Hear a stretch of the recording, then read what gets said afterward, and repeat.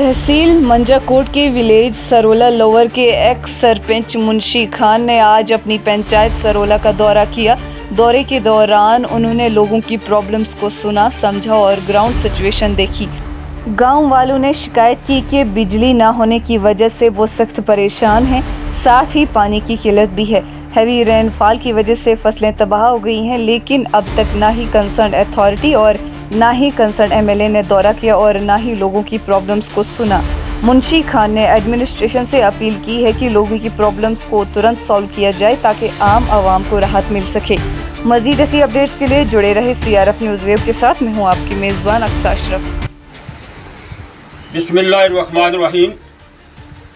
मैं BSF से x inspector व हाजी मुंशी खान गांव सरोला लोहर पंचायत से ताल्लुक़ रखता हूं। मैं अपनी पंचायत में वार्ड का एक्स पंच भी हूं। बड़े अरसे के बाद कई दुख तकलीफ़ों सुनने और देखने के बावजूद आज मंजाकोट की आवाम की तरफ से मैं LG इंतज़ामिया, स्टेट इंतज़ामिया, UT इंतज़ामिया, डिस्ट्रिक्ट इंतज़ामिया और तहसील इंतज़ामिया को इस पब्लिक की, इन लोगों की क्या क्या तकलीफ़ें मुश्किलें हैं उनको आगाह करना चाहता हूं। समझ नहीं आती जम्मू कश्मीर में, हिंदुस्तान गवर्नमेंट में ये राजौरी डिस्ट्रिक्ट की मंजाकोट तहसील भी आखिर इस UT का एक हिस्सा है और हिस्सा होने के नाते इन लोगों के साथ एक सौतीली माँ जैसा सलूक किया जा रहा है। वो सलूक क्या है, आज मैं ग्राउंड में निकल करके देख रहा हूँ, अपनी वार्ड के दौरे पर हूँ।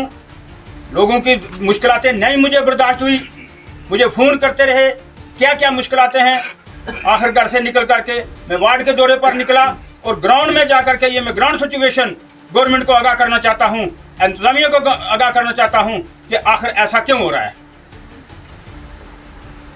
जब कोई इलेक्शन होता है, बॉर्डर एरिया होने के अंदर जब कोई लड़ाई होती है, जब कोई ऐसे हालात आते हैं गवर्नमेंट को इन लोगों की जरूरत पड़ती है, ये फार फलांग दूर दराज के लोग हैं, उस समय इन लोगों को ये सीने के साथ लगाते हैं।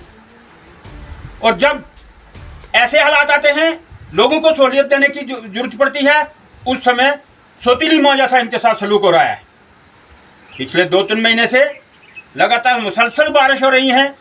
पूरी इंतज़ामिया को, पूरी गवर्नमेंट को, पूरे हिंदुस्तान को पता है कि कहाँ कहाँ क्या क्या नुकसान है, लेकिन मंजाकोट की तरफ से किसी का कोई ध्यान नहीं है। या मंजाकोट इस स्टेट का हिस्सा नहीं है?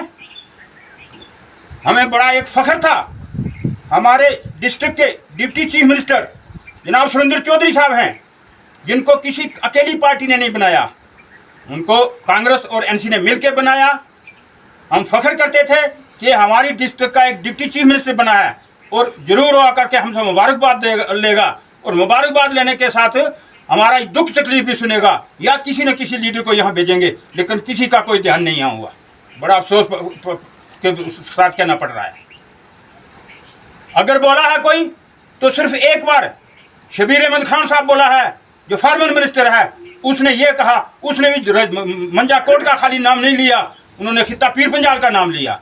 बाकी आज तक किसी ने, किसी पेपर में, किसी न्यूज़ में किसी ने नहीं कहा कि मंजाकोट में क्या नुकसान हो रहा है या पब्लिक की क्या हालत है।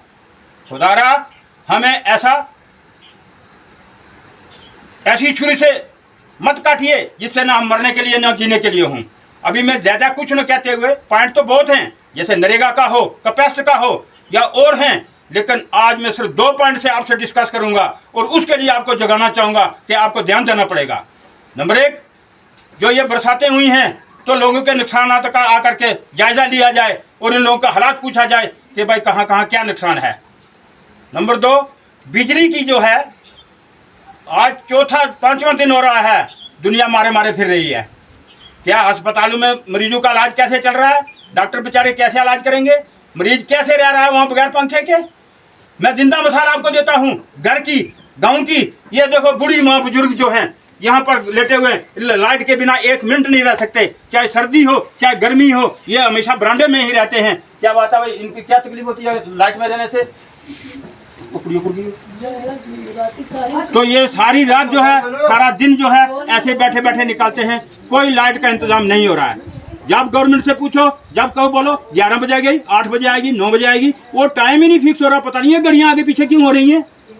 इस पर हम जरूर कहेंगे डिस्ट्रिक्ट इंतजामिया जो है बिजली की है वो भी मजबूर है, चाहे वो ग्राउंड लेवल की है चाहे वो ऑफिस लेवल की है, उनका भी मजबूरी है। उनको भी हाई लेवल से नहीं बताया जा रहा है कि बिजली कब छोड़ी जाएगी।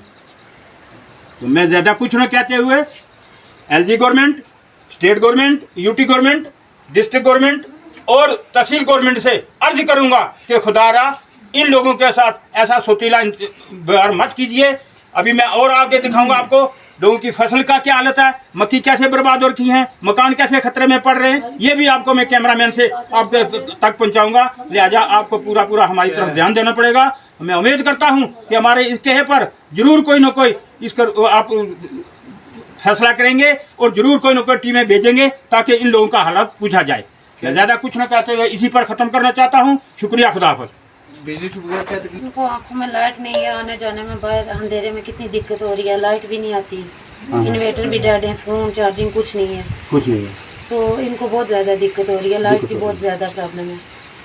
तो हम ये कहते हैं लाइट आ जाए तो ठीक है, बुजुर्गों की बहुत ज़्यादा खजली हो रही है, बहुत ज़्यादा। ये एक बुजुर्ग की मैं मिसाल नहीं दे रहा हूँ, ऐसे और भी कई बुजुर्ग हैं अस्पतालों में लेटे हुए हैं, कोई जाकर के बेचारे, कोई ऑपरेशन में लेटे हुए हैं। तो कैसे क्या होगा? हर आदमी पंखा नहीं रख सकता, हर आदमी अपना कोई बिजली का आखिर चार्जिंग बल्ब है तो चार्जिंग भी चाहिए। पहले जमाने में मिट्टी का तेल मिलता था, गवर्नमेंट ने वो भी बंद कर रखा है। हम जाने तो जाएं कहाँ?